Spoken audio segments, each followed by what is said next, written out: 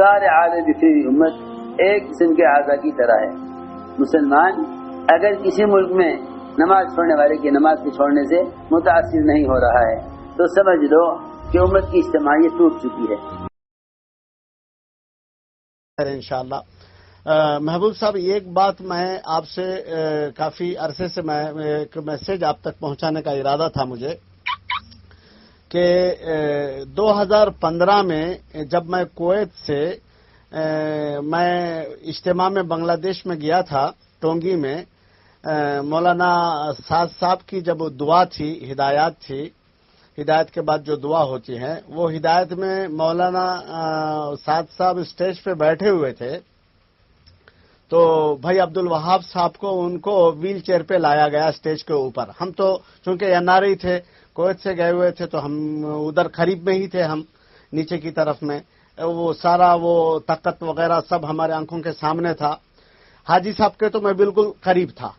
تو جو صاحب کو ویل چیئر پہ جو حاجی صاحب کو لے کر آئے، حاجی صاحب نے کہا کہ سعد صاحب کے پاس لے کر جاؤ، ادھر ممبر کی طرف اشارہ کیا انہوں نے، ادھر ادھر ادھر لے کر جاؤ. تو ممبرس کے سامنے تو کوئی ہوتا نہیں تھا، وہ سعد صاحب کے سامنے تو کوئی ہوتا نہیں تھا، اسٹیج پہ کرسی کے سامنے سب سے آگے تو سعد صاحب بیٹھ کے بات کرتے تھے. تو ان کو ویل چیئر پہ وہاں لے کر گئے. جب ادھر لے کر گئے تو سعد صاحب ابھی بات شروع نہیں کیے تھے، بیٹھ کر حمد و ثنا وہ کر رہے تھے، دل میں دعا کر رہے تھے. مائک انہوں نے ہاتھ سے لے لیے.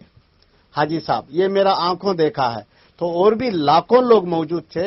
میں اس لیے اس کو عرض کر رہا ہوں کہ یہ کوئی قسط میں آج تک جو میں سال سے سن رہا ہوں اس میں کبھی یہ بات واضح طور پہ کھل کر نہیں ہے. اتنی کھلی دلیل ہے یہ بات کہ حاجی صاحب مائک لے لیے ہاتھ سے اور حمد و ثنا کی، جو ان کے انداز میں جو بات ٹوٹا پھوٹا جو ان کی آتی تھی، اس کے بعد پھر بغیر ترجمے کے پھر حاجی صاحب نے صرف اتنا کہا حمد و ثنا کے بعد، ان کی بات کو دھیان سے سنو، غور سے سنو. اس طرح کے جملے تھے اور اس پر عمل کرو.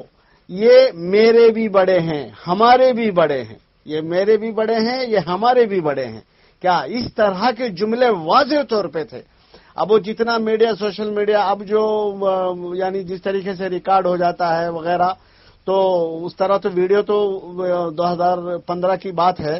اللہ عالم ہوگا نہیں ہوگا، کیا یہ بات آپ کے علم میں نہیں ہے؟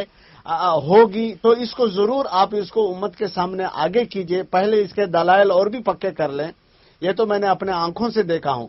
بعد میں پھر یہ کچھ حضرات نے پھر ان کو جو ہے نا وہ چاروں طرف ان کو اپنے اس میں رکھا، ان کو پھر وہ اپنی چلاتے رہے، حاجی صاحب کو استعمال کیے.